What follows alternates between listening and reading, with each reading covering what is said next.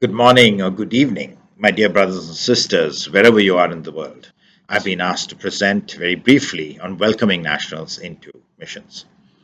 I will look very briefly at the first part of my presentation into some of the barriers that hinder this welcome, and then look at some of the benefits we as an international missions movement can gain as we welcome nationals to engage with our mission endeavors.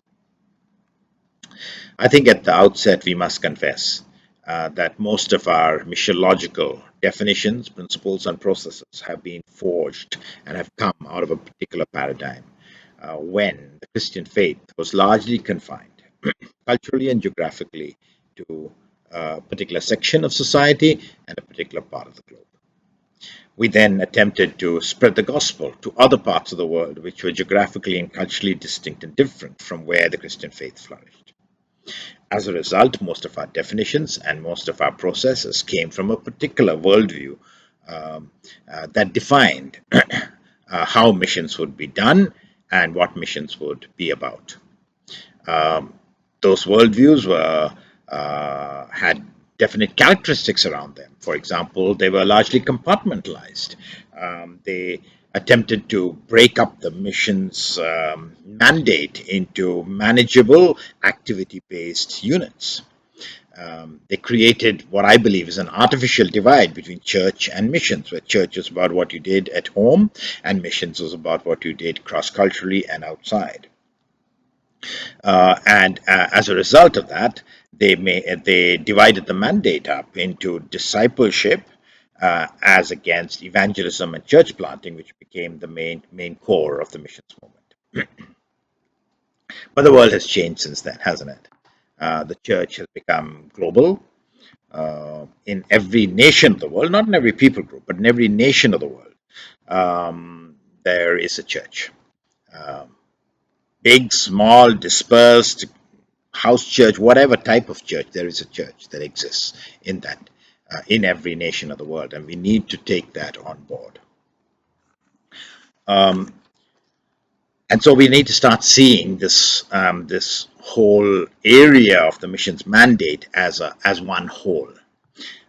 This divide between church and missions is creating more problems than actually helping as the church grows globally everywhere. Church is about missions, and missions is about the church. Both are about God and His kingdom, and I think that's a very important concept we need to embrace as we continue to look forward into what the future holds for us. The church is everywhere, and therefore God's people are engaged everywhere in His redemptive and restorative work, the work of missions. As early as the 1970s, I remember when I was a student, there was talk about categorization of mission workers from E0 to E3, where E0 mission workers were those who did not cross any cultural or language barrier or geographical barrier. As far as I know, we didn't develop that further, but Ralph Winter later picked up as he on that, and he did an E1 to E3 evangelistic assessment based on Acts chapter 1, verse 8, where Jesus says, tarry, wait in Jerusalem till the Holy Spirit has come upon you, and then you shall be my witnesses in Jerusalem, in Judea, and Samaria, and to the uttermost parts of the world. Where Ralph Winter said that E1 missions was about not crossing geographical or cultural boundaries in Jerusalem, being witnesses in Jerusalem. But he again made the distinction, calling that E1 as home missions, while E2 and E3 were missions which are cross-cultural and therefore formed the main body of what he considered missions. All that was fine as long as the larger part of the church existed in the areas which were largely Christian. And the mission endeavors were reaching out to other geographical areas. But with the church all over the world, that makes it the definitions only relate and find meaning in particular parts of the church now.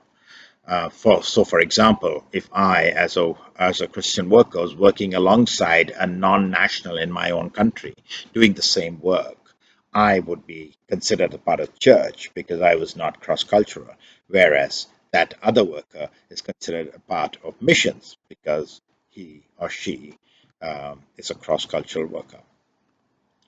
These terms now cease to find meaning as the church grows bigger and larger, and as nationals get engaged and get involved with the restorative and redemptive work of Jesus Christ in their nations. I think we as outsiders also come sometimes with a superior attitude, and we make a number of excuses linked to security, maturity, leadership, um, and the problems that plague the national church as excuses of not involving nationals in missions, not recognizing that all of those issues also exist in our home countries. I believe the future lies in welcoming nationals into missions. First of all, because missions needs to be about what God is doing. We need to be a part of what God is doing. And if and as we welcome nationals into missions, we will become increasingly part of what God is doing in that country, rather than scripting our own agendas, which come from our understanding of what we should be doing back in our home countries. Being a part of what God is doing is the core of what a missions movement should look like. And that can only happen actually as we have nationals in our missions movement. Secondly, I want to say that the places where Jesus is least known are the least inaccessible places to non-national workers. I look at my own group and the country that we work in. We started off initially almost as a 100% non-national group. Today we are probably a 70-30% national group. 70% nationals, 30% internationals or foreigners. And if you look at where the foreigners, where the non-nationals work, they work in big cities, in particular roles that they can go to, whereas our national believers, our national part of our missions movement, they work all over, into the interiors, doing all sorts of work which non-nationals could never be a part of. Where Jesus is least known is probably the least accessible areas for non-nationals. If the missions movement has to get there, it has to get there as we embrace nationals in our missions. Thirdly, we have left disciple making by the wayside in our mission endeavors, because as we have continued to do missions, we've only looked at what we call evangelism and church planting.